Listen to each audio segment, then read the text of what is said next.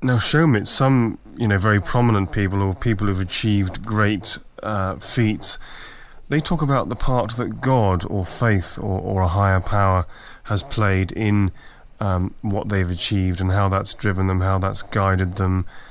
What would you say about this to somebody who is struggling with spiritual concepts and finding enlightenment difficult to get their head around? Can you explain in practical terms the process we might go through in your therapy when it comes to the concept of God or a higher power? Yeah, without wanting to upset anyone, forget God or a higher power. These are words that people use to describe a sensation that many people have, which is that when they're doing something, they get into what sportsmen often call a state of flow. Writers often talk about downloading their books rather than writing them. They often say, it just flows through me. John McEnroe once famously said, shots often happen to me. It's as if I didn't play the shot, it happened to me.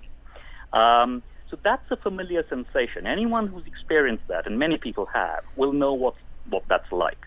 And the word for that in the world of writing, for example, is inspiration. But if you think about it, that goes back to the Latin, being filled with the breath of God. So God is a word that we use to describe the influence of something that we recognize as being not ourselves, that is playing through us.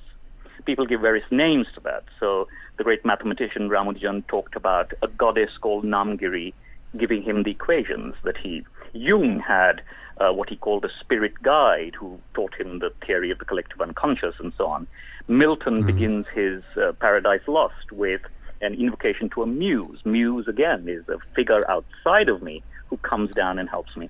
So that is, we don't have to have a God, we don't have to have a spirit guide, but we do have to be sensitive to that particular syndrome whereby we are not struggling to do something. It's happening with relative ease. It's happening effortlessly. And that's an extraordinary place to be, but the key is it can be learned.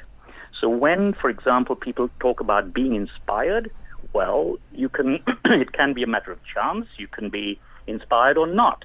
But if you're an actress giving a performance, you do have to be inspired at 8 o'clock every evening.